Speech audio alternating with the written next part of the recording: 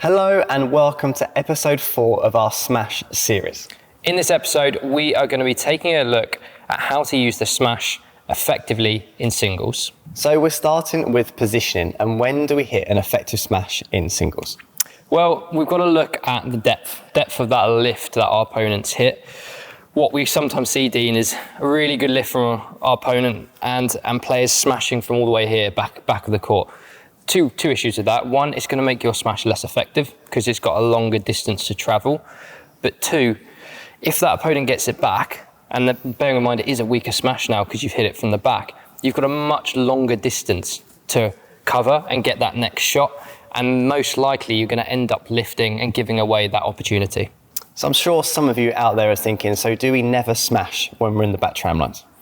Well, you can, but we're using that smash for a different reason. We're using it as a bit more of a building shot. We're adding pace from the back, and you're not going to hit this as hard as you can. It's going to be more like a half smash. So one, you're on balance. Two, it's not getting to your opponent as quick, so you've got more time to recover. And the goal is to kind of add a bit of depth to the shot, so that next shot is going to come slightly further back to you. They can't play nice and up and down to the net, making you run at a long distance. So let's look at a situation where we can actually get a short lift. Well, actually, it's not about the back of the court here. It's all about the front. How well you can play your net or get your opponent slightly off balance, taking the shuttle a little lower. So what we sometimes see is players backing off because they want that lift to be able to smash, when actually their shot at the front isn't good enough. So that opponent can continue to hit that really good depth. When actually, if you can have a bit more focus at the front, good spin, turn them, make them get late, that short lift is more likely to come. And probably worth mentioning after that tight net, as you kind of mentioned there, David, is not to run away. Because if you play a good net shot and we run away, actually our opponent may have space to play back in front. So it's being bold enough to hold that position at net, knowing that if the lift does come, lots of height, lots of time for us to get behind and still hit an effective smash. So we've obviously looked at accuracy and angle in our previous episode. And David, how important is accuracy in singles when smashing? I would say it's probably the factor you have to value almost the most.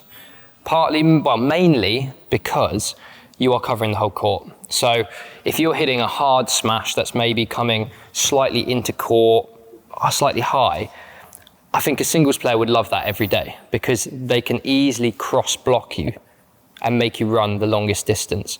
Whereas if you're getting that smash, maybe not as hard, but it's steeper and it's closer to the line, it's far, far harder for them to turn the shuttle, make you move a long distance, and just get the shuttle back in general. Exactly, it's really important. We talk a lot about the smash, but actually the follow-up is also particularly important. Because if we're playing high level singles maybe, or someone with a good defence, we can't assume that this smash is going to be the winner. So it's actually about the follow-up, how we continue to apply that pressure. And without that quality in the smash, as you just said, David, we're not really able to follow up because they can turn the shuttle. And let's not forget, you can also smash at the body. I think when a lot of people are defending, they're always looking for the sides, they're looking for those straight or cross smashes, when actually surprising them at the body can really catch them off guard and get you a weak return. So we have seen some singles players in the past overusing their smash, which makes it less effective. Now, obviously, it's important to add variation. What type of shots would you be using from the back? Well, like I said, smash, we've got to think about where that shuttle's going. That's going deeper into court, typically. So where's your opponent going to be? Sitting slightly further back.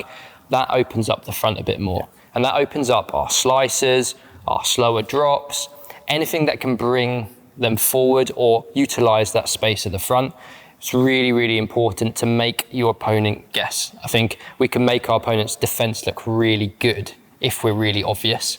And that doesn't just mean playing a smash all the time, but also that means playing the most obvious shot at certain times. Like if the lift is slightly short, a lot of people go for that smash, when actually if you can get the shuttle good down with angle with a slice or something, that can be just an effective way to put the shuttle on the floor. And obviously it's not just about hitting a full smash. There are lots of different types of smash that can be very valuable for you in a game of singles. So sometimes think about a stick smash, slightly slower smash, and maybe sometimes there might even be merit of going a little bit flatter towards the back of the court. So we hope you enjoyed this video on looking at adding the smash tactically into singles.